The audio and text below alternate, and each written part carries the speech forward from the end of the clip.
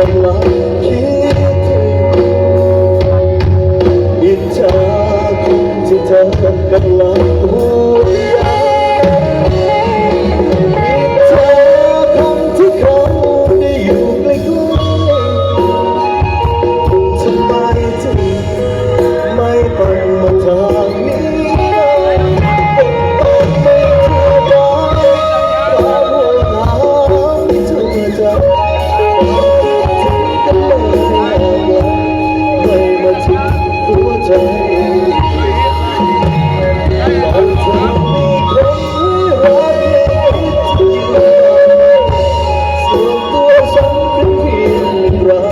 จะเป็นจะได้คนใดแต่เราสิ่งที่ฉันคงได้แต่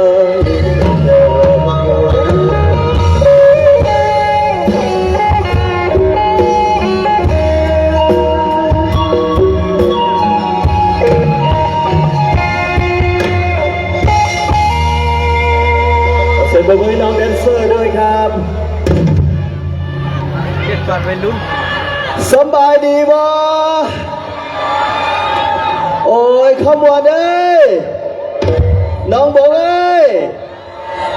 คอยฮักเจ้าหลายเด้อโอ้ยตาหักหลายตาหักหลายตาหักหลายวางไหนที่รักโอ้ยพี่ได้เสืองามแท้ไม่ถึงขอบคุณครับ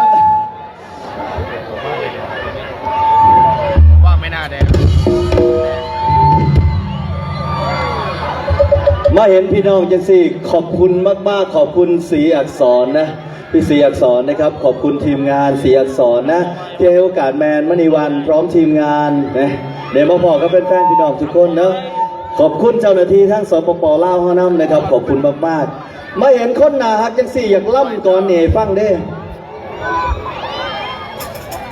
เดี๋ยวเอาตะขี้ขึ้นมาสิโอ้ยเดมาสมคำดอกคนว่า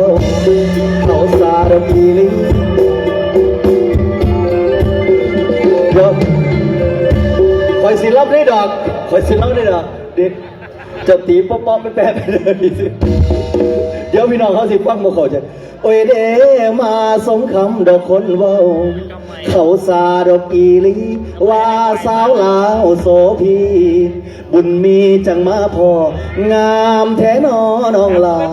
สำเนียงจากะหวานอ่อยย่ามเจ้ายิ้มน้อยน้อยกำหัวไม้พูดไม่ได้ย่ามเจ้ายิ้มน้อยน้อยเห็ดใจคอยเหี่ยวให้พุ่นโต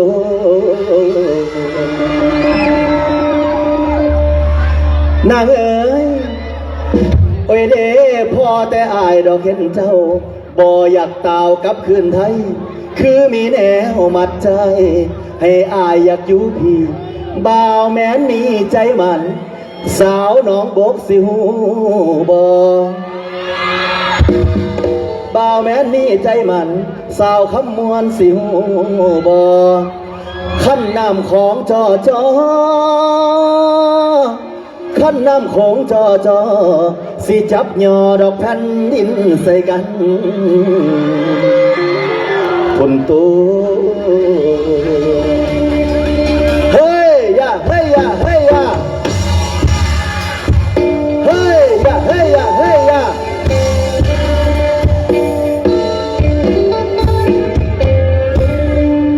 สวยขาดบาดใจเฮ็ดอายลงไหลแล้วสาวคำมวนสองเฮาคุยกันบอกคักกันในวันสดใสอยากอยู่กับน้องเคียงเนื้อทองไม่จากไปไหนสร้างรังรักคำมวลสายแน่นกับเต่าแม้ได้บ่สาย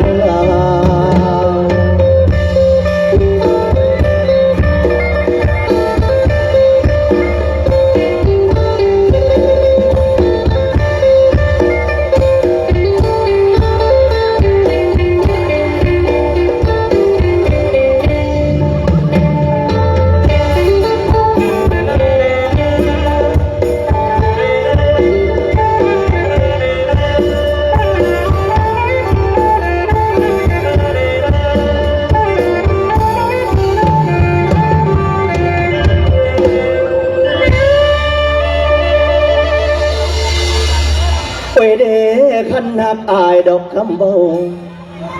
นางเอ๋ยขันหักอายคือคำเบาอายสิมาเป็นเขยลาว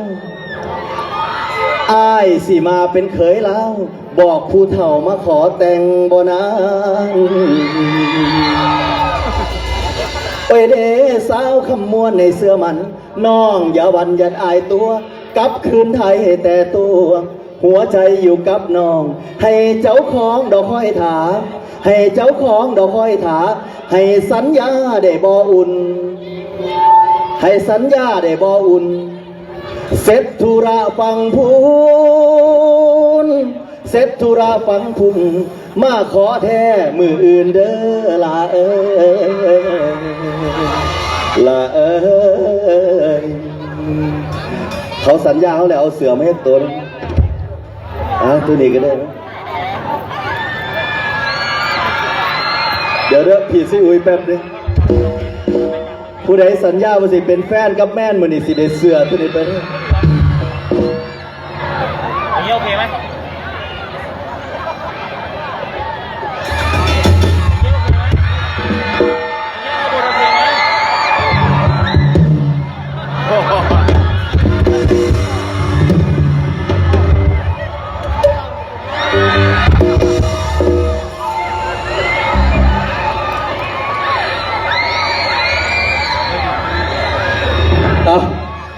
เดี๋ยว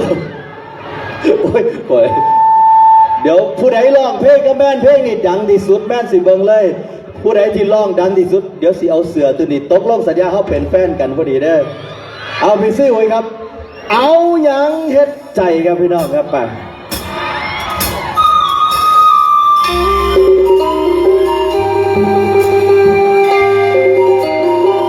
เอาถือไว้ครับพี่น้องข้างหลังส่งเสียงนะ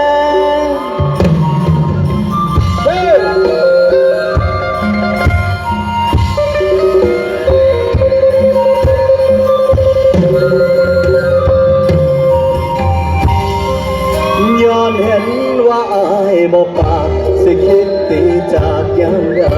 ก็ได้บอกให้แค่หัวใจหรือเป็นของตายในสายตาน้องคบไว้เป็นไม้กันมาสันก็น้องลารู้ตัวสำรอง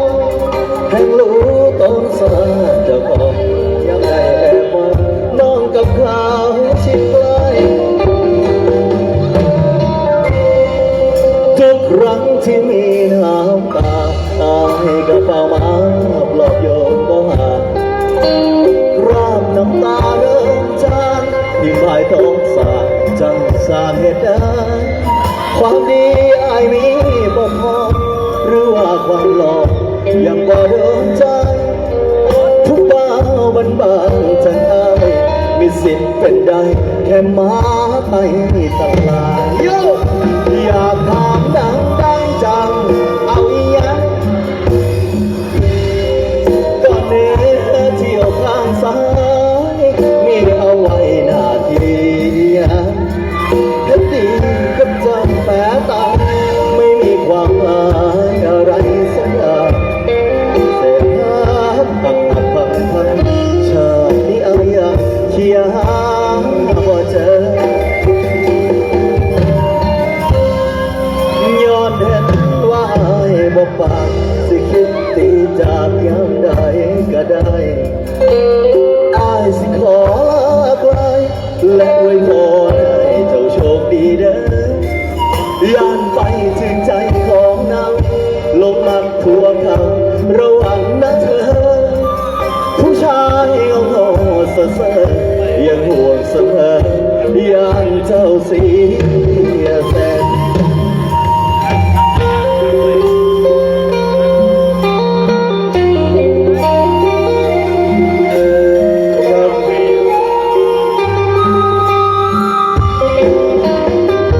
อยากถามดังเจ้าก่อนเนื้อเที่ยวข้างซ้ายมีเอาไว้หน้าที่เฮ็ดดีกับเจ้าแฝดตา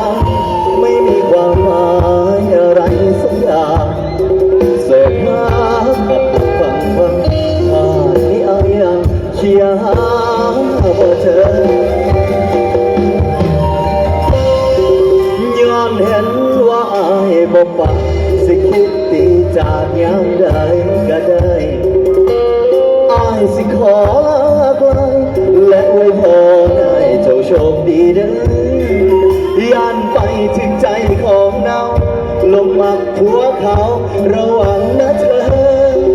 ผู้ชายงามโนดสดเสยยังห่วงเสมอย่านเท่าสีแสง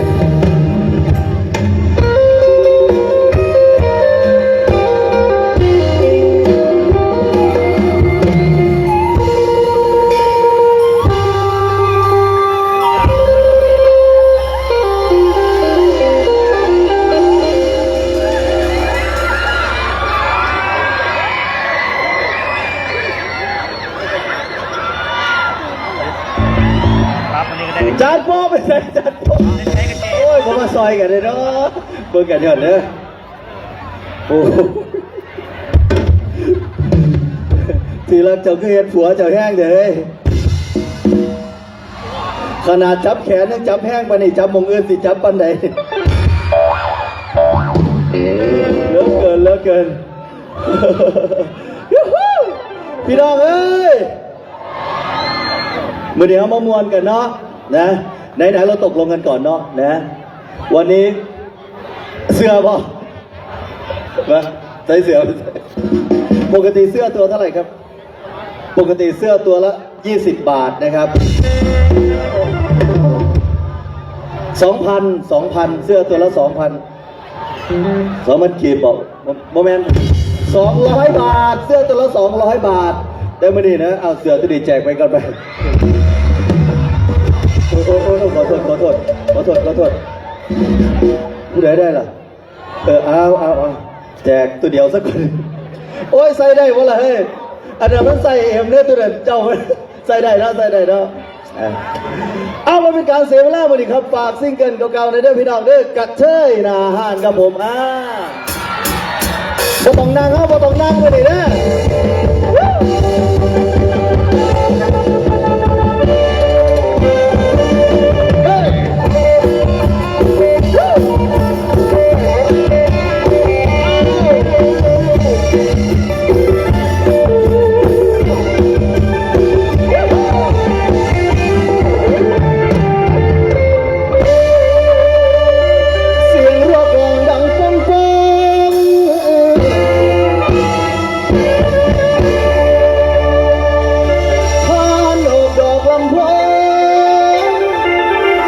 หัวใจจนชายหอ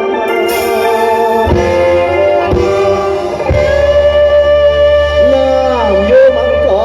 ก็ยังกลายเป็น